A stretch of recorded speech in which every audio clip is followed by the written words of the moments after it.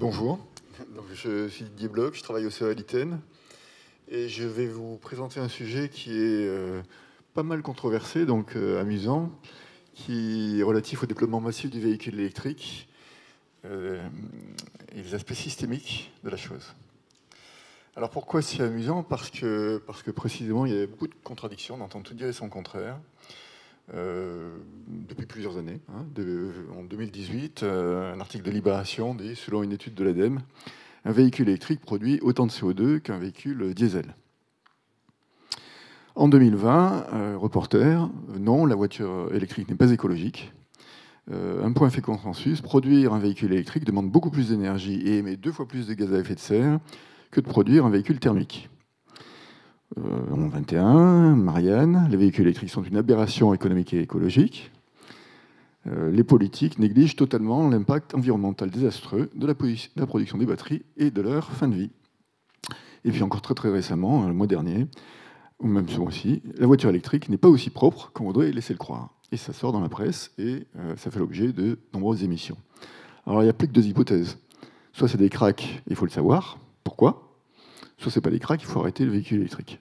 Donc, je vais essayer de répondre au moins en partie à ces questions-là, mais c'est un domaine que vous connaissez tous parfaitement, donc j'espère que je vais être un petit peu original. Donc la vraie question, c'est est-ce que, oui ou non, le véhicule électrique est pertinent du point de vue environnemental? Alors le problème, c'est qu'il y a beaucoup de paramètres en jeu, c'est ça qui peut nous mettre dans la mouise, c'est qu'il faut distinguer le bon grain de livret. Alors les facteurs qui conditionnent les émissions de véhicules électriques, l'émission de CO2, pour se focaliser là-dessus, mais d'autres paramètres sont en jeu aussi, bien sûr. C'est donc le contenu carbone de l'électricité utilisée pour recharger le véhicule au cours de sa durée de vie. C'est un des paramètres principaux.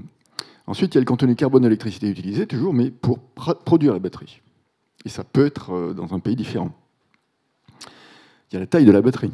De façon évidente, si vous avez une batterie de 50 kWh dans une Zoé, elle n'émettra pas au cours de sa fabrication la même quantité de CO2 qu'une batterie Tesla qui fait 100 kWh, qui peut faire 100 kWh. Vous avez la consommation d'énergie du véhicule. En fonction de la taille, du poids, etc., vous avez des véhicules qui consomment 12 kWh au 100 km en moyenne, comme une Volkswagen e-Up, ou un véhicule qui peut consommer beaucoup plus, 25 kWh, si c'est un SUV assez lourd. Comme un véhicule thermique d'ailleurs. Vous avez les performances de la batterie, densité d'énergie, qui va permettre d'embarquer moins de poids, donc indirectement de consommer moins. Et puis, vous avez un paramètre très important également, qui est la durée de vie de la batterie du véhicule. 50 000 ou 300 000 km. Si elle a une durée de vie 2 fois plus importante, on comprend que les émissions de CO2 au kilomètre parcouru vont être infiniment moindres, enfin 2 fois moindres. Et puis, vous avez aussi beaucoup d'erreurs de calcul, de fausses approximations, etc. Et de surcroît, pour ne pas simplifier le dossier, tous ces paramètres sont variables avec le temps, parce qu'ils dépendent, par exemple, de la montée en puissance des usines de fabrication des batteries, qui s'améliorent avec le temps, parce qu'il faut qu'elles fassent des économies, et puis de la réussite des efforts de décarbonation des mix électriques des pays, de façon évidente, pour recharger le véhicule ou pour fabriquer la batterie. Et ça, c'est pas gagné, on va le voir. Vous avez enfin des améliorations sur la durée de vie des batteries. Alors comment est-ce qu'on peut y voir plus clair? Pour essayer de simplifier la discussion, je me suis calé sur une étude qui avait été faite en 2019, je crois, par Volkswagen, par un cabinet indépendant au profit de Volkswagen, qui tenait compte des émissions de CO2 sur toute la durée de vie de la batterie, depuis la production des matériaux, en passant par la phase d'utilisation jusqu'au recyclage final. Donc c'est vraiment sur l'ensemble du cycle de vie de la batterie et du véhicule que l'étude a été faite. D'une manière générale, les véhicules électriques émettent, on va le voir, moins de CO2 que les véhicules à moteur thermique pendant la phase de roulage du véhicule, même si le mix est assez carboné. Par contre, la fabrication de la batterie émet jusque-là, jusqu'à aujourd'hui, plus de CO2 que celle d'un véhicule à moteur thermique. Donc il y a bien un moment où il y a un équilibre. Si on fait le calcul sur la totalité de la durée de vie, il y a bien un moment où on peut se dire qu'il y a un kilométrage à partir duquel le véhicule électrique rembourse sa dette CO2 ou pas. Par contre, les choses varient considérablement selon que c'est 10 000 km, auquel cas c'est très intéressant, ou 120 000, auquel cas c'est plus très intéressant d'avoir un véhicule électrique. Donc je me cale sur ces trucs, et là on a deux véhicules qui ont été à l'époque identifiés pour faire l'étude.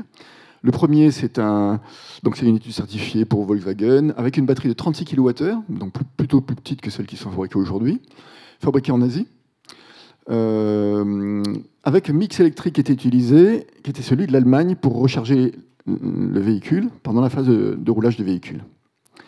On a ici en orange la Golf diesel qui était comparée à un véhicule e-Golf, qui, toutes choses étant égales par ailleurs, est le même véhicule, sauf qu'il y en a un qui est électrique et l'autre pas.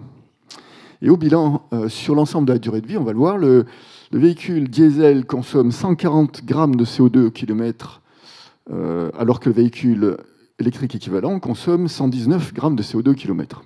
Et donc, ce n'est pas un avantage déterminant. Et ça se distribue de la manière suivante. Alors, en orange, on a le véhicule, encore une fois, diesel, et en jaune, le véhicule électrique. Donc, véhicule thermique, 6 tonnes de CO2 à l'issue de la phase de production. Pendant la phase de roulage, à peu près 5 litres au 100, il consomme 110 grammes de CO2 au kilomètre, donc on est en tout à 22 tonnes de CO2. Et puis, on va s'arrêter là parce que le recyclage, on voit que c'est à peu près horizontal. Et donc, en tout, on est à 22 plus 6, ça fait 28 tonnes de CO2 sur l'ensemble de la durée de vie hors recyclage. Et pour le véhicule électrique, par contre, on voit que à l'issue de la phase de fabrication du véhicule, incluant la batterie, on est à 11 tonnes et demie de CO2, donc presque 2 fois celui du véhicule thermique. Donc, ce qu'on dit sur la production, la phase de production est exact en général, qui consomme plus de CO2. Et ces 11,5 tonnes se distribuent de deux manières suivantes. La première chose, c'est le châssis du véhicule, la propulsion, ça c'est à peu près la moitié, c'est 5 tonnes de CO2. Et puis le reste, 36 kWh, c'est à 180 kg de CO2 par kWh de batterie fabriquée, ça donne 6,5 tonnes. Et donc 6,5 plus 5, on est bien en 5. Pendant la phase de roulage, par contre, même avec un mix allemand qui est plutôt carboné, on a des émissions de CO2 qui sont de l'ordre de 60 grammes de CO2 au kilomètre, et en tout, ça fait 12,3 tonnes. Et donc, au bilan, on est à 23,8 tonnes de CO2. Et on voit que le point d'équilibre se situe au moment où le véhicule électrique rembourse sa dette CO2 et voisin de 120 000 km. Et 120 000 km, on voit que l'avantage, n'est pas vraiment déterminant pour le véhicule électrique. Et que ça vaut peut-être pas la peine de faire tant d'efforts pour un résultat si faible. Par contre, on peut se dire, ça c'était en 2019, très bien, mais qu'est-ce qu'il en est aujourd'hui? Et les choses ont pas mal évolué. On a toujours la même quantité de CO2 parce que les véhicules n'ont pas changé de manière fondamentale pour le châssis et la propulsion. Par contre, avec la montée en puissance des gigafactories, les émissions de CO2 de la batterie au moment de sa fabrication sont bien moindres, plutôt 100 kg de CO2 par kWh fabriqué, qu'il y a encore 3 ans, où on était à 180 kg. Et donc là, on est tombé à 3, j'ai pas mes lunettes, alors je vois qu'à moitié, je suis obligé de regarder là-bas. On est à 3,6 tonnes ou 3,5 tonnes de CO2 au lieu de 6,5 pour la fabrication de la batterie.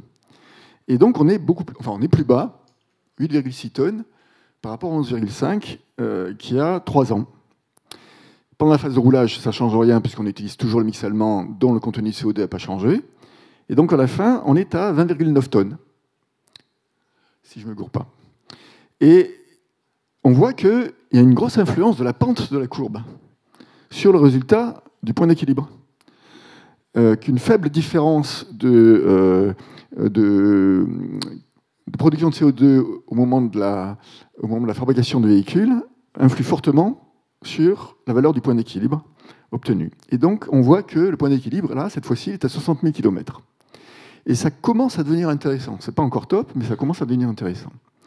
Par contre, on peut se dire, très bien, mais maintenant, qu'est-ce qui se passe si, au lieu de rouler en Allemagne, eh ben, on roule en France ou en Suède? Et là, le mix électrique, il est nettement plus décarboné. Puisque, je vous rappelle, en Allemagne, c'est 429 grammes de CO2 au kilowattheure produit. En France, c'est 61 en moyenne. Hein. Donc il y a une grosse différence. Donc pour la fabrication de véhicules, en supposant que la batterie soit fabriquée en Asie, ça ne change rien. On est toujours à 8,6 tonnes. Par contre, pour le véhicule, pour la phase de roulage, on est à beaucoup moins que ça, puisqu'on est à 1,76 tonnes à l'issue de la phase de roulage. Et là, le point d'équilibre, et au total, on a donc 10,4 tonnes, et le point d'équilibre est inférieur à 30 000 km. Et 30 000 km, pour rembourser la vette CO2, ça commence à devenir assez intéressant d'avoir un véhicule électrique. Alors maintenant, ça, on a vu 2019, 2021, enfin 2022. Qu'est-ce qu'il en est en 2030? Qu'est-ce qu'on peut raisonnablement attendre? On va prendre un véhicule milieu de gamme, et la batterie, elle fait plus 36 kWh. Elle va plutôt faire 60 kWh, puisque les autonomies exigées par les clients sont de plus en plus importantes. Ben, on va être obligé, comme une Mégane par exemple, d'embarquer des batteries plus grosses. Enfin, pas obligé, mais c'est ce que vont choisir les gens. Par contre, on va avoir des émissions de réduction, pardon, une réduction des émissions au moment de la fabrication de la batterie qui vont se continuer.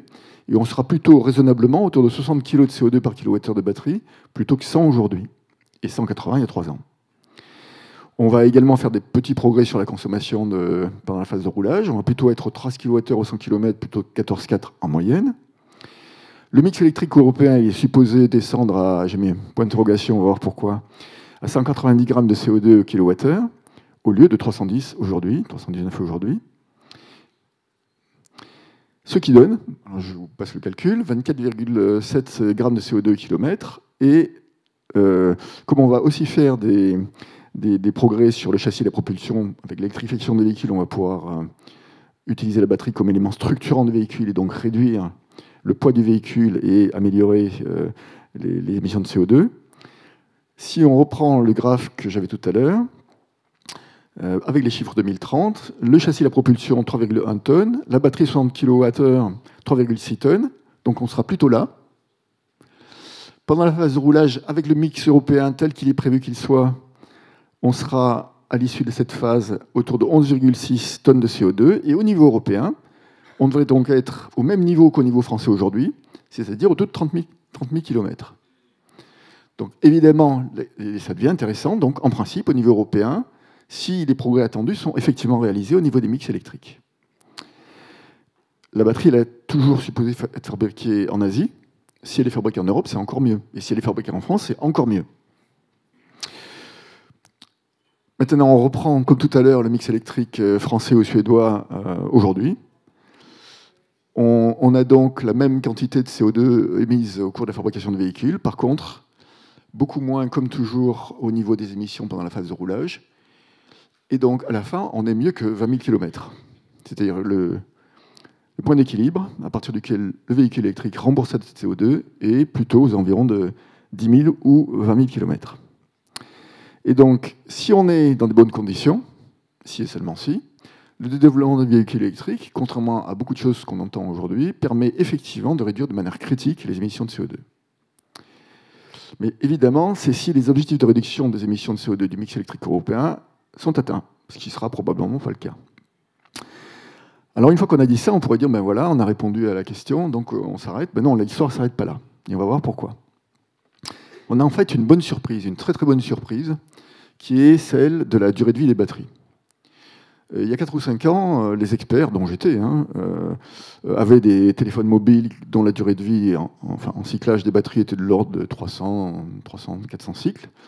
Et on se disait, si on arrive à avoir avec des batteries beaucoup plus grosses, qui ne seront pas nécessairement beaucoup mieux gérées, mais qui seront associées en série parallèle en quantité beaucoup plus grande, les mêmes durées de vie, on peut s'estimer heureux.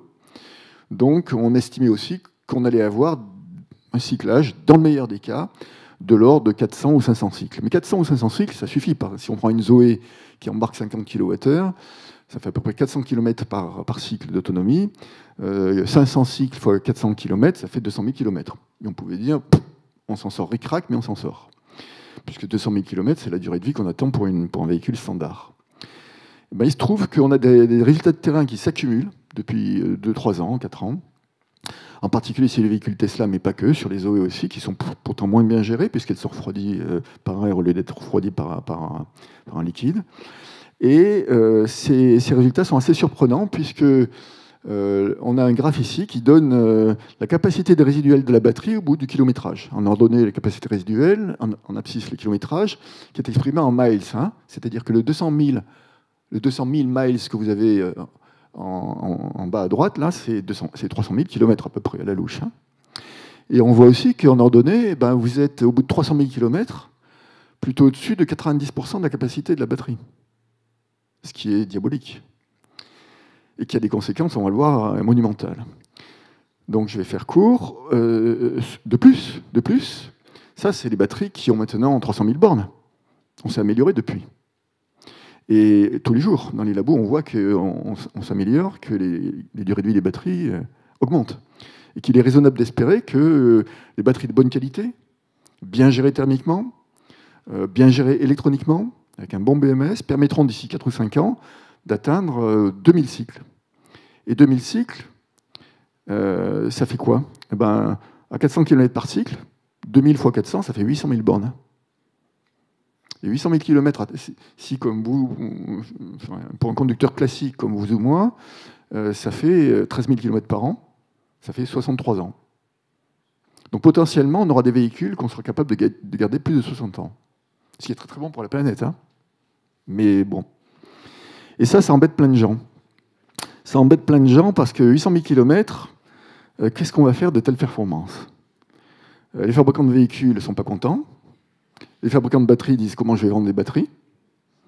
Moi-même, j'ai pas trop envie, en tant que consommateur final, d'avoir une bagnole que je vais garder toute ma vie. Mais par contre, ces résultats-là, ils sont critiques si on veut économiser les CO2. C'est très très bon pour la planète, tout ça. Mais c'est pas bon pour le commerce. Alors on peut résoudre le truc. Il se trouve qu'on a une solution pour résoudre le machin. Et ça, c'est assez extraordinaire. C'est qu'il suffit d'utiliser les véhicules au-delà de la mobilité pour d'autres applications que la mobilité, en même temps qu'on les utilise pour la mobilité. Je m'explique. On peut utiliser, par exemple, pendant 23 ans, ça fait 300 000 km à 13 000 km par an. 23 ans, ça fait 750 cycles. On l'utilise pour la mobilité, et on garde le véhicule une vingtaine d'années. Et puis, les 1250 cycles résiduels pour monter à 2000 cycles, ben on les utilise pour rendre des services au réseau. Et 1250 cycles, ça fait 60 MWh. Hein. Et 60 MWh, ça fait 7 kWh par jour, par véhicule, qu'on peut utiliser pour rendre des services au réseau, pour échanger. Et ça peut être fait pendant les périodes de stationnement de véhicules. Hein. C'est-à-dire, c'est pas afterlife. Hein. Parce qu'une fois que mon véhicule aura 23 ans, il faudra recycler la batterie pour récupérer le cobalt, nickel, etc., plutôt que de penser à la mettre ailleurs alors qu'on ne saura pas bien la gérer parce qu'elle sera usée, etc. Donc il vaut bien mieux l'utiliser comme ça pendant la phase d'utilisation du véhicule. Et en plus la batterie, elle est utilisée pour la mobilité, elle est payée pour la mobilité. Donc toutes les utilisations annexes, ce sera du bonus. Et si vous faites le calcul, une batterie qui est à 100 € du kilowattheure et qui fait 2500 cycles, je simplifie le calcul, ça fait un capex de l'ordre de 4 centimes d'euros par kilowattheure échangé. Et 4 centimes d'euros par kilowattheure échangé, c'est le prix marché de l'électricité dans les situations normales. Pas aujourd'hui, mais habituellement, le mégawattheure de EDF, c'est 50 € le mégawattheure, ça veut dire 5 centimes d'euros à la production. Donc on voit que, grâce à la durée de vie des batteries, qui est bien plus importante que celle qu'on pensait jusque-là, on a un gisement d'énergie qui va pouvoir être utilisé à un coût marché acceptable. Bien entendu, tout ça, ça nécessite de mettre autour d'une table des opérateurs de réseau, des fabricants de véhicules, des fabricants de batteries, etc., qui ne sont pas toujours d'accord, qui n'ont pas toujours les mêmes intérêts. Et c'est pour ça que le rôle de l'État dans cette démarche, il est fondamental. Il faut mettre tout le monde d'accord pour que l'intérêt général soit la somme d'intérêts particuliers et pas que ça parte dans tous les sens comme d'habitude. Alors comment ça marche concrètement maintenant? Une fois qu'on a dit ça, très bien, comment ça marche concrètement? Et comment ça va fonctionner tous les jours avec nos voitures, hein? C'est réellement comme ça que ça va se passer. Enfin, j'espère. Ben exactement comme des barrages hydroélectriques, en miniature. On a ici un graphe qui donne, alors c'est schématisé, mais ça représente à peu près la réalité, ça dépend de l'été et l'hiver, mais on a un graphe qui donne la consommation en gigawatts de la France pour une journée typique en hiver, hein, quand il fait froid. Donc on a une première phase pendant la nuit de baisse de la consommation d'électricité, il y a un truc qu'il faut faire gaffe, c'est qu'on commence à 70 000 et on finit à 95 000. 70 gigawatts, 95 gigawatts. Donc ça veut dire que le zéro, il est beaucoup plus bas. Hein. C'est juste la crête de la puissance demandée. Hein. Mais c'est ce que fournit le parc électrique en France. Ensuite, il y a une montée en puissance de la demande, du besoin, donc de la production, entre 4 et 8 heures du matin. Ça se stabilise à peu près aux environs, dans le milieu de la journée. Et puis quand les gens sortent du travail, ça baisse. Et puis quand on arrive chez soi à 18h ou 19h, il y a le fameux pic de 19h de consommation. Vous connaissez tout ça par cœur. Et puis ça redescend ensuite pendant la nuit. Alors, les véhicules électrifiés, on pourra principalement les recharger en heure creuse, chez soi ou sur la voirie. Et aussi en utilisant une partie des énergies renouvelables qui produisent, par exemple, pendant la journée, comme le solaire photovoltaïque. Donc on les aura chargés, disponibles. Par contre, quand on va rentrer chez soi le soir, on pourra brancher le véhicule, mais pas pour qu'on le charge. On va continuer à le décharger. On va continuer à le décharger pour alimenter le réseau, pour lisser, pour écréter le pic de 19h. Et tout ça, ça se fera de manière volontaire. Ce ne sera pas une obligation. Vous aurez certainement un message qui va s'afficher sur votre mobile qui va vous dire ce soir, EDF est intéressé à vous acheter 3, 5, 8 kWh à tel prix. Est-ce que vous êtes d'accord ou pas d'accord? Si vous voulez ressortir, que vous utilisez la batterie, ben vous direz non. Si par contre vous voulez vous rembourser progressivement votre batterie au cours de la durée de vie du véhicule, ben, il sera intéressant de dire oui. Donc ce ne sera pas d'obligation et ce sera une source de revenus supplémentaire qui permettra d'économiser la construction de centrales au charbon ou au fioul ou au gaz qui sont de toute façon, enfin, qui sont nécessaires si on ne fait pas ça. Donc on va pouvoir utiliser, au-delà de la fonction principale qui reste la mobilité, chaque véhicule comme moyen de stockage tampon et comme pourvoyeur de services au réseau. Et ça va, comme je le disais, éviter la construction et l'exploitation de centrales thermiques émettrices de CO2 qui sont sinon nécessaires pour répondre aux besoins pendant les périodes de pic. Donc on voit qu'il y a une convergence mobilité stationnaire qui va permettre de démultiplier les avantages de véhicules pour réduire les émissions de CO2. Et simultanément, ce n'est pas tous les jours qu'on a ce genre de choses, si on s'y prend bien, eh bien, ça devrait aussi permettre la baisse du coût de possession du véhicule et de son empreinte environnementale. Alors ça, c'est le cas idéal. Tout est rose, sauf qu'il y a des choses qui peuvent modifier le scénario idéal. Alors quelles sont les choses qui pourraient limiter ces avantages et qui présentent un risque élevé? Ben, la première chose, c'est qu'aujourd'hui, on est en train de prendre le chemin inverse de celui qu'on avait promis de prendre, puisqu'en Allemagne, on relance 15 centrales au charbon, qu'en France, on est plutôt en ce moment à 100 grammes de CO2 au kilowattheure plutôt que 50 habituellement. Tout ça parce qu'on n'a pas anticipé suffisamment, depuis 15 ans, qu'on allait avoir besoin d'électricité et qu'on allait électrifier les usages. Ça paraît hallucinant, mais c'est la réalité. Voilà, donc il y a 13 centrales qui sont au charbon, hein, lignite, qui sont en train d'être mises en route en Allemagne. Et puis il y a aussi l'accroissement du besoin des clients qui exigent des batteries de plus en plus grosses pour pouvoir avoir de plus en plus d'autonomie, qui est un faux problème à mon avis, mais c'est la réalité. Et donc si on a des batteries de 80 ou de 100 kWh, eh bien mécaniquement ça va augmenter les émissions de CO2. Il y a un risque plus réduit, c'est que l'objectif qu'on a indiqué de 60 kg de CO2 par kilowattheure pour la fabrication de la batterie ne soit pas atteint. Là, raisonnablement, on va pouvoir, la courbe continue à s'améliorer mécaniquement du fait de la montée en puissance des gigafactories. Et chaque point de gagné sur le chauffage des électrodes, etc., permet de gagner aussi sur la fabrication de la batterie. Donc, une fois qu'on a dit tout ça, très bien. Maintenant, qu'est-ce qu'il faut faire comme R&D pour répondre aux enjeux? Et vous entendez tous dire que dans la R&D, il faut augmenter l'autonomie, c'est-à-dire augmenter la densité d'énergie. Il faut augmenter la vitesse de recharge. Alors, vitesse de recharge, si on augmente à 100 kW par bagnole, ça va faire des torrents comme ça de cuivre pour pouvoir charger plus vite. C'est une hérésie en termes de matériaux. Raisonnablement, si on n'a pas tort, pour répondre aux enjeux de R&D, il faut d'abord augmenter encore la durée de vie des batteries. Plus on aura des batteries qui auront une durée de vie importante, et plus on va pouvoir réduire les émissions de CO2. Ou alors c'est que ce n'est pas l'objectif. Si l'objectif c'est du court terme, et vite, je veux recharger à 200 kW, effectivement, il faut continuer à faire des bêtises. Mais si on veut vraiment réduire les émissions de CO2, il faut augmenter encore la durée de vie des batteries. Et là, on va pouvoir utiliser batterie comme stock tampon colossal. Enfin, colossal. Après, il faut faire des règles de 3. Hein.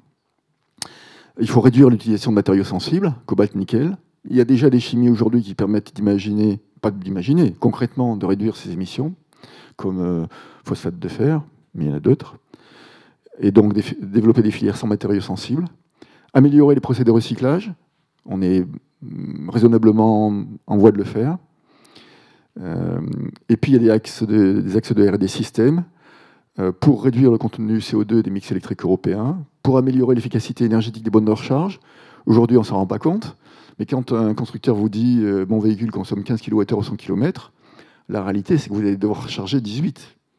Il y a 3 kWh qui sont perdus parce que, comme on ne vend pas ça, ben on ne fait pas des choses optimisées. Et donc on croit qu'on consomme 15 alors qu'on consomme 18 à la prise. Et pourtant, on saurait consommer 15,5, même moins. Mais c'est trop cher. Enfin, non, c'est plus cher. Donc, et puis, c'est pas vendeur, donc on ne le fait pas. Voilà. Merci beaucoup. Merci beaucoup.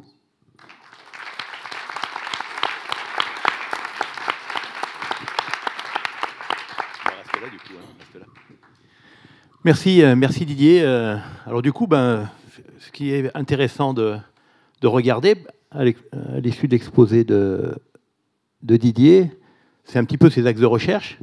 Est-ce que Carnot est compatible développement véhicule électrique? Alors on va essayer de répondre un petit peu à la question dans la salle. Peut-être commencer par le premier point, effectivement. Donc Sébastien, tu peux nous parler de la durée de vie des batteries? Alors oui, je peux en parler un petit peu, en tout cas de ce qu'on fait au niveau du laboratoire. Donc nous, on travaille effectivement sur l'augmentation de la durée de vie des batteries pour essayer d'augmenter. Alors, sur en gros trois types de leviers. Le premier, c'est comprendre quels sont les mécanismes qui sont inhérents à cette dégradation en termes de performance tout au long de la vie de la batterie. En termes de durabilité, donc ça c'est le premier point. Et puis en termes de fiabilité, parce que finalement, un pack batterie de véhicule, c'est beaucoup de cellules qui sont connectées les unes avec les autres en série, en parallèle, comme Didier l'a annoncé. Et une cellule qui lâche dans un pack batterie, ça détruit en fait la durée de vie de la batterie de manière globale. Donc on va travailler sur cette fiabilité-là. Et comprendre aussi les mécanismes, le lien entre durabilité et puis finalement les cycles de sollicitation. Donc cycles de sollicitation électrique, mais pas que, des cycles de sollicitation thermique, des démarrages ou des décharges et des charges à froid. Donc pour faire ça, on va travailler sur des moyens de caractérisation qu'on a au laboratoire, qui sont des moyens plutôt électrochimiques. On va aussi travailler avec des moyens un peu plus fins, où on va travailler avec donc les plateformes de nanocaractérisation pour aller sonder le matériau à une échelle suffisamment fine pour identifier ces mécanismes. Et on va aussi travailler en lien avec le SRF ou l'ILL dans le cadre des battery hubs, par exemple, qu'on peut avoir, qui nous permettent d'avoir une connaissance très fine de ce qui se passe au niveau matériau. On va aussi s'appuyer sur des outils de simulation, on en a vu avec Natalio typiquement, où on va essayer de simuler et donc d'identifier par le calcul qu'est-ce qui se passe à l'intérieur de ces batteries. Donc ça, c'est le volet comprendre ce qui s'y passe. Et ensuite, on va développer finalement des matériaux qui sont plus résistants. Alors, à l'échelle du matériau, un peu, à l'échelle de l'électrode, beaucoup, puisque du coup, la fiabilité, ça va dépendre du process de fabrication des électrodes. Donc, on va travailler sur ce type de développement-là. On va bien sûr aussi choisir les batteries et les matériaux qu'on va intégrer dans les batteries en lien avec les sollicitations qu'on va avoir. On n'aura pas nécessairement les mêmes typologies de matériaux pour des applications de type mobilité ou des applications de type stationnaire. Donc ça, ce sera un choix. Et là, donc ça, c'est plutôt l'approche matériaux. Et la dernière approche qu'on va avoir, finalement, c'est de limiter les cycles de sollicitation qui sont les plus contraignantes pour cette durabilité-là. Donc là, ça passe par du développement de ce qu'on appelle le BMS, donc Battery Management System, qui vont nous permettre en fait de mieux diagnostiquer en cours de vie ce qui se passe à l'échelle des cellules. Et on en a vu typiquement en exemple avec de l'électronique imprimée et des capteurs sur les cellules. Et puis aussi, finalement, d'agir de manière active sur la répartition énergétique au sein de cellules. Et là, on va retrouver tout ce qu'on trouve avec les modules commutés qui nous permettent typiquement finalement de solliciter les cellules de manière indépendante, de manière à garantir une certaine durée de vie, une certaine fiabilité. Je vais rajouter juste un truc, c'est que durabilité, c'est important. Mais en fait, il faut que la pile soit, que la batterie soit la plus durable possible, tout en garantissant aussi la sécurité. Donc la sécurité de fonctionnement, il ne faut pas que la batterie puisse être durable tout en n'étant pas safe, pas sécuritaire à la fin de sa vie. Et c'est vrai aussi quand on fait le lien avec le recyclage, puisque du coup, il y a des gens qui vont intervenir pour démonter ces batteries-là. Il faut que la batterie, elle soit durable et en fin de vie, safe. Merci Sébastien. Donc, Didier, je pense qu'on peut s'engager sur 60 kg de CO2 par kilowattheure. Hein, on dit ça, là, on va y arriver rapidement. Alors, j'ai aussi compris tout à l'heure que lorsque Yannick nous présentait 3 Alpes, qu'il y avait des travaux qui étaient faits sur l'allègement des alliages. Tu nous confirmes ça, Yannick ? Oui, alors bien sûr. Alors, l'allègement, ça fait partie des grandes problématiques pour les métallurgistes depuis toujours. Hein. C'est améliorer les propriétés des alliages métalliques, et notamment la grande propriété, ses propriétés mécaniques en métallurgie. Et là, on est typiquement dedans, parce que si on a des voitures qui sont plus légères, elles consommeront forcément moins. Et donc, il y a 2 façons de faire plus léger. On garde la même quantité de matière, mais on abaisse la densité. Donc c'est ce qu'a fait par exemple Péchinet avec l'Airware, hein, les alliages d'aluminium dans lesquels ils ont mis du lithium, ils étaient plus légers, avec des bonnes performances mécaniques ou des performances à peu près identiques. Ou alors on met moins de matière. Et si on veut mettre moins de matière, à ce moment-là, il faut que le matériau soit beaucoup plus résistant. Et là, il y a 2 possibilités. C'est soit on travaille carrément sur l'alliage lui-même, c'est-à-dire que là, on rentre dans la thermodynamique, formation des phases, etc. Il faut aussi rentrer dans les micromécanismes de la déformation, parce que, comme tout le monde sait, comme vous le savez, plus on durcit, plus on fragilise. Donc si on veut garder la plasticité pour être résilient, il va falloir travailler sur ces mécanismes fondamentaux. Et l'autre aspect qui se développe beaucoup actuellement, c'est de calculer la structure qui sera qui prendra le moins de matière possible. Et là, notamment, il y a la fabrication additive qui a un an. Alors, pour faire simple, quand Gustave Eiffel a construit la Tour Eiffel, il avait mis trop de matière, et quand on a recalculé toute la structure, on s'est aperçu qu'on pouvait en enlever des bouts. Donc la Tour Eiffel est plus légère, hein, parce qu'il y avait des bouts qui servaient à rien. Donc l'idée, c'est ça, c'est de vraiment mettre la matière où il y en a besoin, en faisant des architectures en fait, métalliques. Et la fabrication additive est un des procédés qui se développe beaucoup pour ça, quoi. Très bien. Donc, on peut compter sur des véhicules plus légers. Voilà. Alors, du coup, dans le modèle que tu présentes, Didier, il y a cet aspect réseau qui effectivement est un élément déterminant. Raphaël, à G2E Lab, vous travaillez sur le véhicule to grid ? Merci Christian et merci Didier pour ces très belles démonstrations. Effectivement, G2E Lab, on travaille depuis un peu plus de 10 ans sur les problématiques de comment utiliser le véhicule électrique pour les besoins réseau. Alors, qui dit besoins réseau, en fait, ils sont multiples. Tu as présenté tout à l'heure une problématique production. Finalement, comment lisser cette courbe de charge et avoir des moyens de production qui vont être utilisés de manière plus régulière. Finalement, le barrage hydraulique de Grand Maison a été conçu aussi pour soutenir l'électronucléaire en France. Et effectivement, on a pu faire des thèses dans lesquelles on a montré les capacités d'utilisation d'algorithmes avec plein de contraintes locales qui peuvent être calées, d'algorithmes qui vont permettre de coordonner une flotte de véhicules, une très grande flotte de véhicules, pour rendre des services au système, des services sur plutôt, j'allais dire, des aspects d'énergie, tels que tu l'as présenté. Il existe un deuxième point sur lequel les réseaux ont effectivement besoin de ce qu'on appelle la flexibilité de manière plus générale, sans faire le focus sur le véhicule électrique. C'est un besoin en puissance, et c'est cette capacité d'équilibrer les réseaux en fonction du moment où, quand vous appuyez sur l'interrupteur, en réalité, il y a quelqu'un ou quelque chose derrière le mur qui va faire cet équilibre.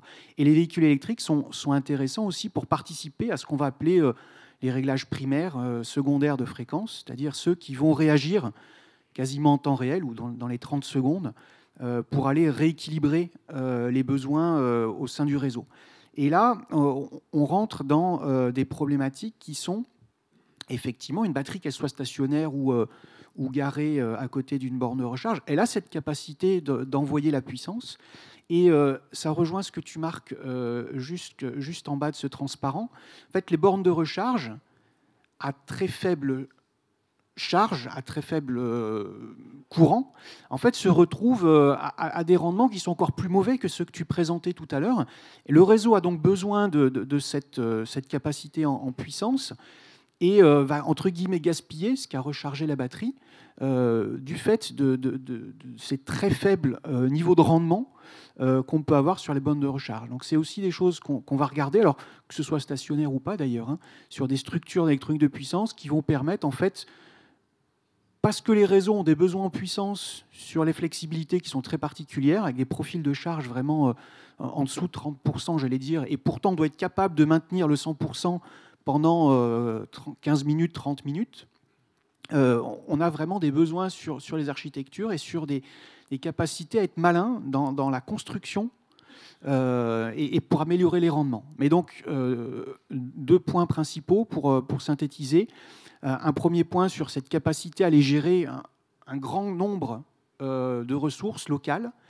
Et ça, c'est des problématiques qui sont complexes, qui vont du génie électrique, du télécom, la digitalisation. Je vais gérer un grand nombre de choses, mais aussi un peu plus régulatoire. Pourquoi faire des choses différentes pour un véhicule électrique par rapport à un électro-intensif qui pourrait nous amener aussi cette flexibilité? Ça, c'est le premier point. Et le deuxième point sur la problématique de puissance. Et d'ailleurs, on se pose les questions. La question, on peut la poser dans la salle aujourd'hui. Finalement, est-ce qu'on ne pourrait pas aussi penser à des packs batteries qui vont avoir des capacités un peu meilleures d'un côté énergie et d'un côté puissance et qui vont nous permettre demain d'apporter des services au réseau qui sont distincts? En fait, oui, la question est pertinente et on a cet avantage-là. Quand j'ai une batterie qui fait 60 kWh ou une Zoé qui fait 50 kWh, elle est capable de débiter du 2C, du 3C. Elle est capable de débiter 150 kW. Donc ce n'est pas seulement une source d'énergie, c'est aussi une source de puissance. Et ça, c'était pas non plus gagné il y a quelques années. Et on s'aperçoit que ça roule, quoi. Donc oui, ça va pouvoir permettre de démultiplier les avantages. Ok, donc des services réseau qui vont effectivement s'étoffer avec des évolutions de batteries. Voilà. Des batteries qui s'améliorent, des châssis plus légers, des fonctionnalités de réseau. Alors tout ça, ça sera possible à partir du moment où on arrivera à avoir les bons matériaux ou de remplacer peut-être des matériaux qui commencent à être sensibles. Et se pose la question de la criticité des matériaux. Et du coup, Gérard, tu peux nous en dire 2 mots, les travaux que vous conduisez au niveau du lithium? Oui, bonjour à tous. Merci Didier d'avoir fait le lien entre le véhicule, ses différents composants et notamment la motorisation qui va faire l'objet effectivement de mon intervention. Donc, dans les véhicules électriques, on va trouver un moteur électrique et ce moteur électrique, généralement, il contient des aimants permanents à base de terres rares, donc des matériaux critiques, listés par la Commission européenne comme des matériaux critiques pour des questions essentiellement de sourcing, de monopole chinois sur la production des terres rares, d'impacts environnementaux et de fluctuations des prix qui rend effectivement les marchés très sensibles aux fluctuations et à la criticité d'approvisionnement de ces matériaux. Donc c'est un vrai enjeu. On pourrait faire un florilège aussi des articles de presse, des livres et des choses qui concernent les terres rares, pas que pour les aimants, mais c'est quand même le principal usage des terres rares aujourd'hui, ce sont les aimants permanents. Et ça mériterait un débat. Moi, je ne prétends pas apporter la réponse à toutes les questions, effectivement, aujourd'hui, sur pourquoi les terres rares, tout ce qu'on peut dire sur les terres rares, mais les concepteurs de machines électriques nous disent que les aimants permanents apportent des gains en rendement, en efficacité, en compacité de la motorisation électrique par rapport à d'autres types de motorisation électrique. Donc ça, c'est à prendre en compte, je pense, à l'échelle système également. C'est-à-dire qu'un moteur électrique qui a un meilleur rendement, forcément, c'est un véhicule où on peut mettre un peu moins de batterie ou faire durer la batterie un peu plus longtemps ou la charge un peu plus longtemps. Donc en effet, la question à regarder, c'est l'accès aux terres rares, aux matériaux critiques. Alors aujourd'hui, on sait faire des aimants à base de terres rares, et nous, on a la chance d'avoir au CEA une plateforme pour étudier la fabrication des aimants permanents à base de terres rares. Donc cette plateforme, elle est assez unique. Et on a bien effectivement comme objectif, dans nos feuilles de route, de réduire et de substituer les matières critiques qui sont présentes aujourd'hui dans les aimants. 30% de la masse d'un aimant aujourd'hui, ce sont des terres rares. Et donc pour ça, on a plusieurs approches qui sont complémentaires et on n'est pas les seuls à travailler dessus. La première, c'est la substitution donc, des terres rares par des éléments qui sont critiques, qui peuvent encore aujourd'hui être des terres rares, mais des terres rares qui sont produites en plus grande quantité, qui sont stockées, qui ne sont pas utilisées. Donc c'est notamment le cas du cérium et du lantane, qui sont co-extraits avec le néodyme et le praséodyme, qui sont séparés pour faire les aimants. Donc on pourrait déjà travailler par la substitution néodyme, praséodyme par ces éléments-là. Et puis aller progressivement effectivement vers des nouvelles formulations, des nouvelles compositions d'aimants où on réduit progressivement les terres rares. Alors aujourd'hui, on ne sait pas proposer un aimant aussi performant qu'un aimant de terre rare sans terre rare. Il y a des limites, il y a des raisons pour lesquelles on s'est intéressé aux terres rares pour les aimants. On ne sait pas compenser effectivement, faire complètement un aimant équivalent à un aimant de terre rare avec d'autres matériaux. Il y a de la recherche là-dessus, il ne faut pas être complètement définitif par rapport à ça, mais aujourd'hui, si on veut alimenter ce qui va arriver en termes de production de véhicules électriques, de moteurs électriques, il faut continuer à travailler sur les aimants de terre rare, à essayer de diminuer l'impact, comme je l'ai dit, par la substitution. Donc ça, c'est notre premier volet. Comme je l'expliquais, on n'est pas seul à travailler là-dessus, et dans le tissu grenoblois, on a la chance de pouvoir travailler avec le CNRS sur la recherche de nouveaux aimants avec des teneurs beaucoup plus faibles en terre rare, c'est-à-dire de 30 à 50%. Donc ça, c'est la première possibilité. L'autre possibilité, c'est finalement de fabriquer des aimants avec beaucoup moins de pertes de matière lors de leur fabrication. Donc de regarder sur le procédé, finalement, où sont les pertes de matière. Aujourd'hui, on perd jusqu'à 30% de la matière pour faire un aimant. Un aimant qui a une forme simple, il est découpé de blocs. Et puis dans tout le process de fabrication, on perd de la matière parce qu'il y a un rendement au process qui n'est pas bon.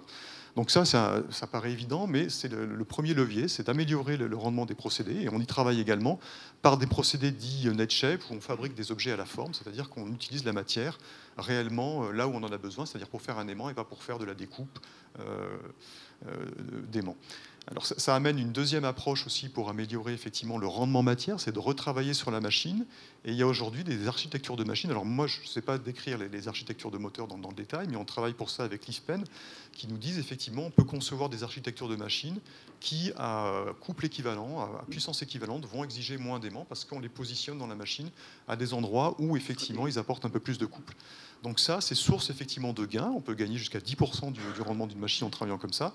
Mais il faut savoir mettre en forme des aimants avec des géométries non standards et donc s'orienter vers des procédés de type moulage par injection de poudre, fabrication additive. Donc retravailler les procédés pour être en accord avec des topologies de machines innovantes. Et là, la chance qu'on a, c'est de pouvoir travailler de concert, c'est-à-dire de dire, nous, on va progresser sur les procédés, à la fois donc, pour l'économie de matière et puis sur les topologies qu'on peut adresser.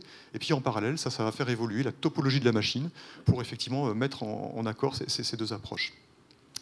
Alors, il y a un troisième levier effectivement qu'on a identifié. Alors, à nouveau, on n'est pas les seuls à travailler dessus, mais c'est très important. C'est d'avoir en tête le recyclage des aimants. On a aujourd'hui des procédés efficaces pour recycler des aimants en fin de vie.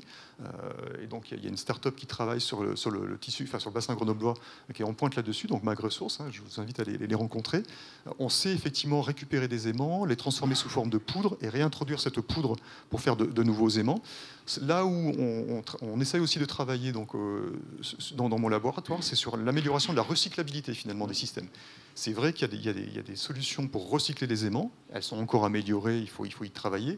Mais si on peut aussi concevoir des systèmes où l'accès aux aimants est plus simple que ce qu'on sait faire aujourd'hui. C'est-à-dire aujourd'hui, ce qu'on sait faire, c'est mettre des aimants dans des rotors, dans des cavités, c'est coller. Et par les essais de démontage de machines qui ont pu être faits à travers de projets exploratoires, on se rend compte que le rendement de récupération, déjà la récupération du système et puis après l'extraction des aimants, fait qu'aujourd'hui, finalement, il y a moins de 1% des aimants qui sont réellement recyclés. On ne sait pas faire. Donc si on peut proposer des aimants qui s'intègrent dans des systèmes plus facilement démontables, plus facilement recyclables. Alors ça peut paraître comme un peu de l'ingénierie, mais ça implique de mettre en face de ça des procédés de mise en forme d'aimants qui se passent, par exemple, pour l'assemblage de cols ou de systèmes comme ça, pour effectivement prévoir des systèmes d'extraction et donc après adresser effectivement du recyclage de ces matériaux-là. Donc effectivement, en conclusion, on ne sait pas aujourd'hui faire une rupture fondamentale en passant à des aimants sans terre rare. Ça, c'est pas possible à l'échelle de 2 à 5 ans.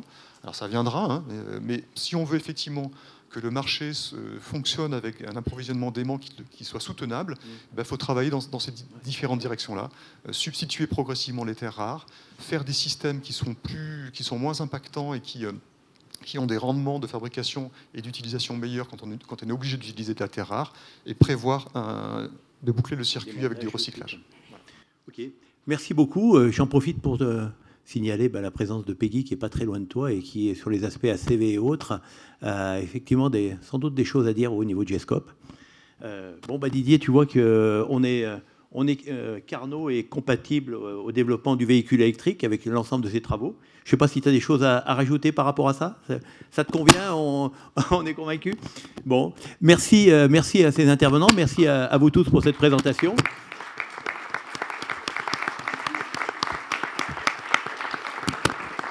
Et puis on a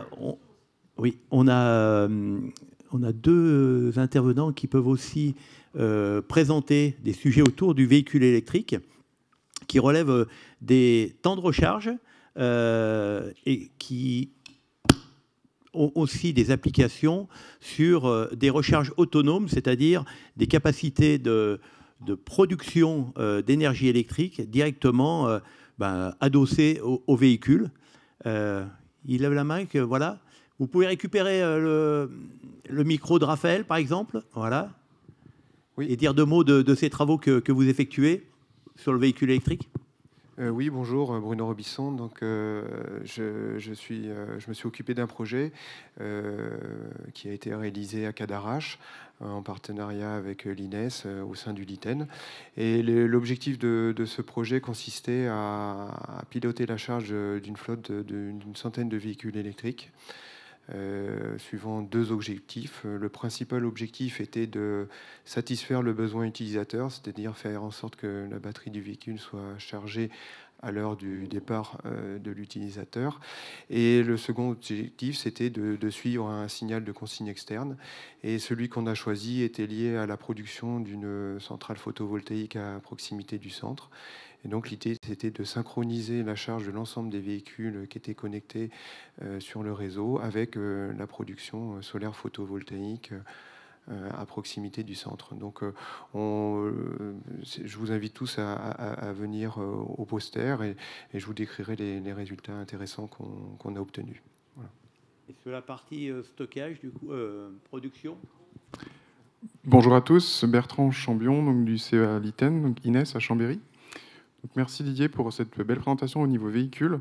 Et en fait, une question aussi qui peut venir naturellement des constructeurs automobiles, donc avec l'essor finalement du véhicule électrique, c'est pourquoi pas solariser directement le véhicule et qu'est-ce qu'on peut attendre de cette solarisation. Donc nous, on travaille avec ces industriels de l'automobile qui sont très intéressés sur le papier. Mais quand on commence à discuter avec eux, avec les architectes électroniques, les architectes caisses, designers, batteries, etc., on se rend compte que rien n'est possible. Je fais très court, hein, mais rien n'est possible. En tout cas, c'est des montagnes à déplacer pour faire changer les choses. Et donc l'idée que l'on a eue, nous, on a pu travailler très théoriquement avec eux sur beaucoup de choses, notamment des modèles de prédiction, donc de kilomètres autogénérés par ces surfaces. Donc là, on a des données relativement robustes, également des analyses ACV de tout ça, avec des productions de panneaux solaires, etc. associées. Et en parallèle, donc dans nos équipes, on s'est dit, voilà, on va partir tout seul, c'est-à-dire on va faire un kit de solarisation pour véhicules électriques qui se veut non intrusif au véhicule, qu'on va venir finalement brancher ou connecter sur chacun de vos véhicules, par exemple, qui soit électrique, mais pas forcément que, on pourra en discuter. Et donc nous, on a fait une preuve de concept donc d'une surface solarisée du véhicule externe, donc qui est vraiment issue des technos du CEA LITEN et à INES, donc sur un panneau conformable et flexible, donc qui peut s'adapter à tout véhicule finalement. Une architecture vraiment dédiée au niveau de l'électronique et puis une batterie qu'on va venir interfacer au véhicule de manière indirecte. Donc pour ne pas spoiler, en tout cas, venez discuter avec nous devant les posters. Voilà. À tout à l'heure. Bon, merci beaucoup. Merci à tous les intervenants. Bravo.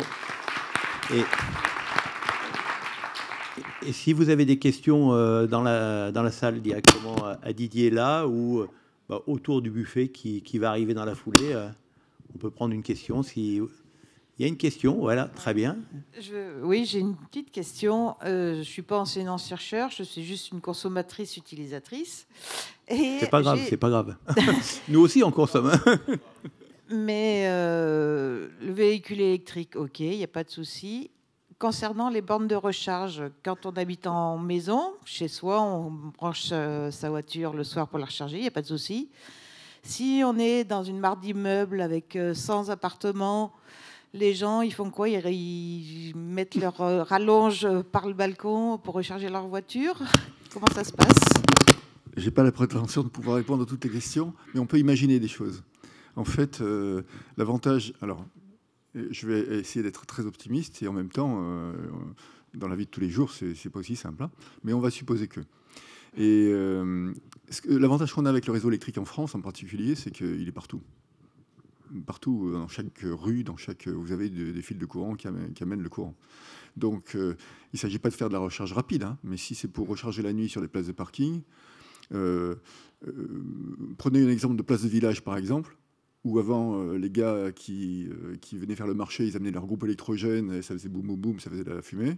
Aujourd'hui, vous demandez à Enedis d'installer 15 prises de courant 2 kW sur la place de village. Dans la matinée, ils ont fait ça. Donc, je veux dire, il n'y a pas de difficulté technique à le faire. Si ce n'est pas des bornes de recharge rapide, vous pouvez électrifier une cinquantaine de places de parking dans la matinée, si la décision est prise. Hein, voilà. Donc, techniquement, il n'est pas exclu d'imaginer que, comme il y a des parcs-mètres, on va dire, sur chaque place de parking, ou presque, il puisse y avoir des bornes de recharge qui reconnaissent le véhicule et qui, avec une carte bancaire, vous permettent de débiter le compte à hauteur de ce que vous avez consommé comme électricité.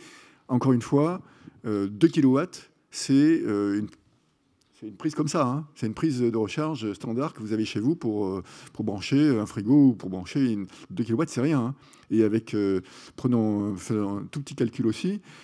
Par jour, le consommateur moyen, on avait dit 13 000 km par an, ça fait 30 km par jour, à la louche, hein, grosse maille. 30 km par jour, avec une batterie qui fait 15 kWh au 100 km, ça fait 5 kWh. 5 kWh, vous avez rechargé votre batterie en 2 heures sur une prise de kilowatt.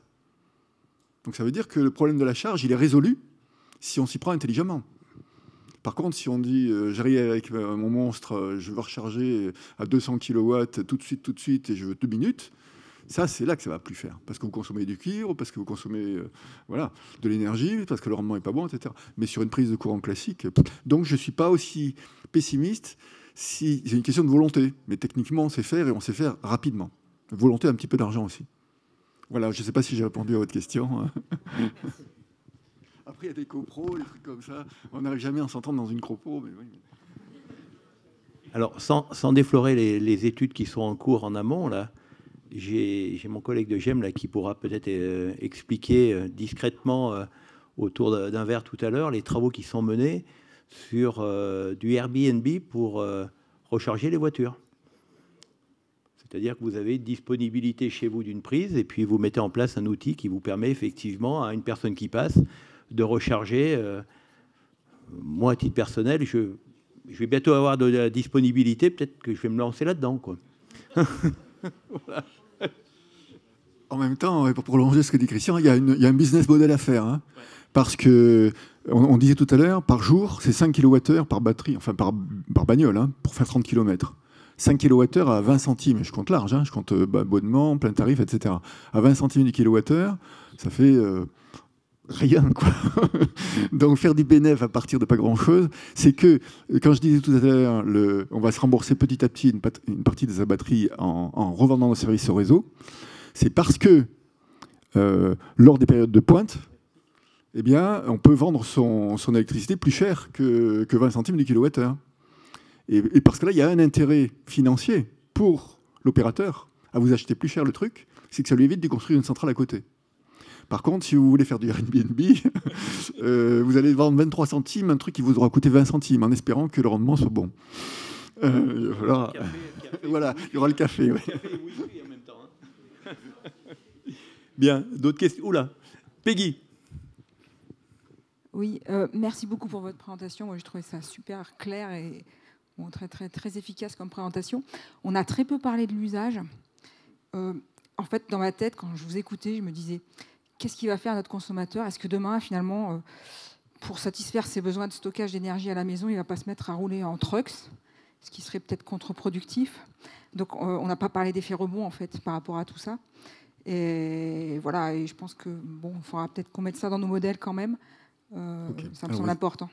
Vous avez tout à fait raison. Par contre, simultanément, on peut se donner un ordre de grandeur aussi là. une maison, on va dire, de 150 mètres carrés consomme, à la louche encore, hein, c'est des grosses mailles, consomme de l'ordre de 20 kWh,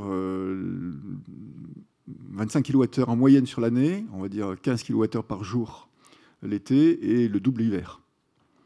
Mais on a la chance ici aussi, je suis trop optimiste aujourd'hui, on a la chance qu'une batterie de Zoé, par exemple, c'est 50 kWh. C'est donc le même ordre de grandeur que ceux que vous consommez pour une maison pendant 24 heures. Donc on a là un dispositif. Donc quel besoin finalement d'installer une wallbox supplémentaire qui va faire, enfin une wallbox sexe là qui fait 20 kWh de plus. À quoi ça sert à la mesure où on a la bagnole à côté qui a cette capacité et que sa durée de vie est suffisante pour pouvoir alimenter la maison, si jamais pendant un jour, hein, pas pendant 10 jours. Le vrai problème, il est coupure longue ou alors absence de vent et de soleil pendant 10 jours. Mais si mais ce qu'on voit, c'est que votre batterie de 50 kWh, elle est déjà suffisante pour assurer l'alimentation de votre maison pendant un jour, largement, quoi. Donc, de ce point de vue, le stockage, il est là. Il est là. Et lorsque le parc en France, mais ailleurs, sera suffisamment électrifié, faisons un autre calcul. On a vu que le pic, entre 80 et 100, pour faire large, pour prendre la consommation max en France, c'est 102 gigawatts. Bon, donc on est entre 80 et 100 gigawatts, donc 20 gigawatts pendant 2 heures. Le pic, et là, on a effacé le pic. Mais ça fait quoi? Ça fait combien, ça? 20 gigawatts pendant 2 heures, ça fait 40 gigawattheures. Prenons maintenant un côté bagnole. Supposons qu'on ait 5 kWh échangeables par voiture et qu'on ait 5 millions de véhicules électriques. 5 millions sur 32 millions de véhicules en tout, hein, donc c'est pas encore énorme. Hein. Ça, on y sera en 2032, on y sera à 5 millions de véhicules électriques dans la rue. Donc 5 millions de véhicules qui échangent 5 kWh chacun, ça fait 25 gigawattheures. On l'a effacé le pic. On voit l'ordre de grandeur, il est bon. On est capable de faire ça demain, dans un délai de 6-7 ans. Et ça change aussi beaucoup de choses. On a sous le pied, avec des limites hein, bien sûr, mais on a sous le pied un réservoir de stockage qui est largement au-delà de tout ce qu'on pourrait imaginer en termes de stockage stationnaire, par exemple. Et on peut se demander légitimement à quoi sert le stockage stationnaire si on a ça. Voilà. Par contre, il y a des limites. Hein. Il ne faut pas éluder les limites. Si je suppose, par exemple, que le parc électrique en France est totalement électrifié, hein, 32 millions de véhicules, véhicules personnels, et que j'imagine que j'utilise la totalité des batteries pour alimenter le parc, alimenter le réseau, si jamais il y a une défaillance, qu'est-ce que j'ai sous le pied, quoi. Et on voit qu'on a, dans le meilleur des cas, 0,3 TWh. 0,3 TWh, c'est pas négligeable, hein. C'est 3 fois le parc hydraulique en France, hein, les steppes en France, la totalité des steppes. Donc on voit aussi que là, le stockage disponible, il va être du même ordre de grandeur que la totalité des barrages et l'hydraulique en France, ce qui est colossal. Maintenant, on prend du recul et on regarde combien il faudrait en réalité pour alimenter un pays pendant un jour. Bah, en France, 1 TWh. C'est 100 fois plus. Enfin, c'est l'ordre de grandeur, c'est 100 fois plus. Donc on voit la limite, elle est là. C'est que si jamais... Alors là, je vais faire les Allemands. Je vais mettre mon casque à pointe. J'ai plus de nucléaire, j'ai pas de vent, pas de soleil pendant 10 jours. Je fais comment? Pendant 10 jours, j'ai besoin de 10 TWh. 1000 fois ce que je peux stocker dans toutes les batteries, dans tous les barrages du monde. Hein. Enfin, ou presque. Je peux plus faire. Donc je suis obligé de mettre en route le gaz à fond les ballons. Et donc je ne respecte pas mes objectifs climatiques. Si on fait la totalité du parc électrifié et qu'on doit les charger tous les soirs, à hauteur de 5 kWh, ça fait 100 TWh par an. Un quart de la production nucléaire en France. Ah, le louche, quand ça marche bien. Quand le parc fonctionne à fond les ballons. Donc, un quart de la production... Mais l'avantage qu'on a, c'est qu'on peut recharger pendant la nuit. Et du coup, on n'a pas besoin d'une seule... Enfin, peut-être de 2 centrales supplémentaires, mais pas plus. Eh oui. Donc, on peut faire cette recharge sans modifier significativement le parc. Par contre, il faut renouveler le parc, qui est vieillissant. Mais on peut faire ça sans construire, en tout cas sans centrale thermique, ça c'est sûr. Et si on renouvelle le parc raisonnablement, on n'a pas besoin de beaucoup plus de centrales. Puisque les 100 TWh, on peut les avoir la nuit avec... on utilise les centrales nucléaires la nuit quand elles ne sont pas utilisées, quand elles sont moins utilisées. C'est le pic en dessous. Hein. Et ce qu'on voit là, on a la réponse à la question là aussi. C'est que les aires ne sont pas idiotes, hein, entre le vert et le rouge. On voit bien qu'on peut recharger pendant la nuit ce qu'on a déchargé pendant le jour. Enfin, alors là, on est dans le social. On n'est plus dans la technique. On est dans le social et dans moi je veux faire le kéké dans ma voiture qui a 200 kWh parce que c'est un piège à filles, un truc comme ça. Hein. Mais c'est plus la même chose. Eh oui. Donc la question est plus la même. Et on peut répondre aussi à cette question. On peut essayer de répondre à cette question en se disant plutôt que d'avoir 100 kWh et d'être capable de faire 600 km d'une seule traite, est-ce que c'est pas le moment de se dire je m'arrête 1 heure. Et en 1 heure, je recharge 22 kWh sur une borne 22 kW qui est une borne standard aujourd'hui. Et puis, je fais les 100 derniers kilomètres sur ce que je viens de recharger. Ça va très vite, très bien. Parce que les 800 km qu'on fait une fois dans l'année, et on embarque 100 kWh de batterie pour faire une fois dans l'année 800 km d'une seule traite, c'est peut-être un peu stupide. Hein, voilà.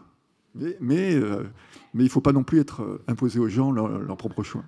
Une petite dernière question. Ah. Oui.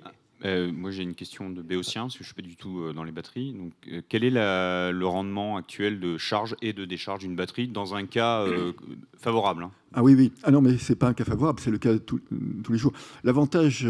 alors, il faut nuancer ce que je vais dire. Je vais dire d'abord la chose positive, ensuite la chose moins positive. Hein. Le rendement d'une batterie lithium, c'est ce qui la sauve. Hein. Il est diabolique aussi, c'est plus de 90% entre la charge et la décharge. Si vous la prenez, si vous l'utilisez dans des conditions optimales. C'est ce qui fait que ça démarre. C'est-à-dire que si vous aviez un rendement comme nickel cadmium ou l'autre, vous chargez 40% de plus il faudrait 140 TWh au lieu de 100, quoi. Et tout d'un coup, ça change les choses pour recharger l'ensemble du parc. Donc, on a un très très bon rendement charge-décharge pour les batteries lithium, même supérieur à 90%. Dans des conditions optimales. Si on est en hiver par moins 10 degrés, c'est comme nous, hein, c'est des ions qui se baladent. Et les ions qui se baladent dans des électrolytes, ils n'aiment pas trop. Hein, il suffit de... D'ailleurs, il ne faut surtout pas démarrer à fond les ballons par moins 10 degrés avec une bagnole électrique, hein, si vous voulez prolonger la durée de vie de votre batterie, parce que c'est comme sur un bonhomme, hein, vous claquez le truc. Hein. Et oui, donc il faut chauffer. D'où l'importance de la gestion thermique, etc., bien faite. Etc.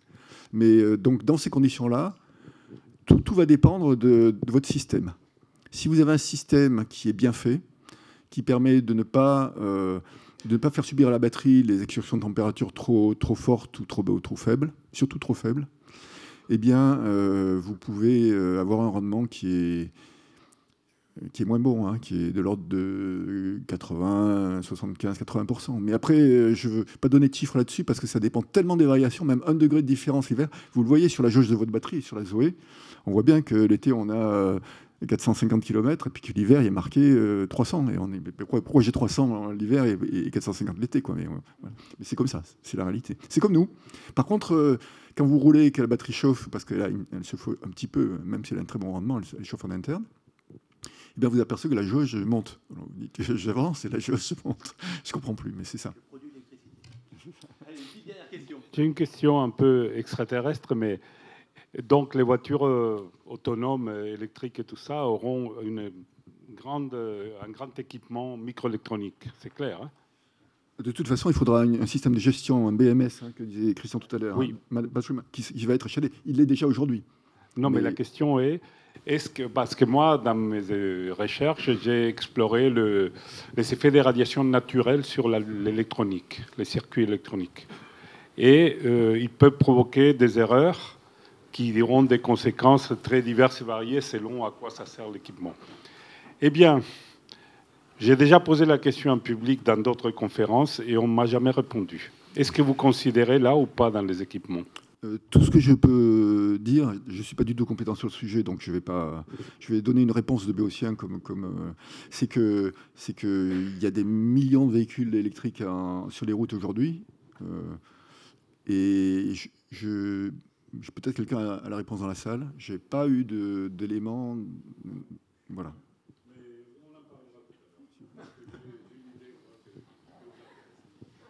Bon, merci beaucoup Didier, merci pour cette présentation.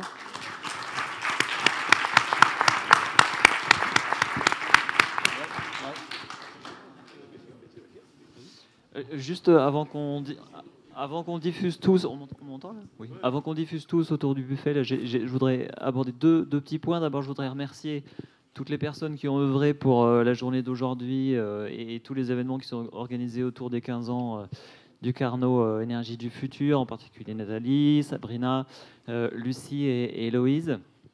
Et un tout petit dernier point, c'est aujourd'hui la dernière journée scientifique du Carnot Énergie du Futur, à laquelle assistera Christian en tant que directeur du Carnot, puisqu'il y a fait allusion tout à l'heure, il part sous de meilleurs cieux, moins occupés. Donc voilà, il n'économise aucun effort pour animer ce Carnot depuis 4 ans.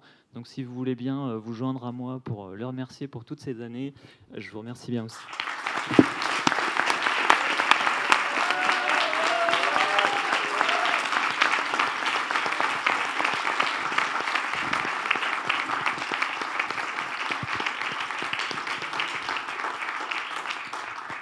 Bon, merci beaucoup. Non, pas de discours, surtout pas. On va aller au slide suivant. Et je vous souhaite un bon appétit. Hein. Merci à tous. T'as la brute, hein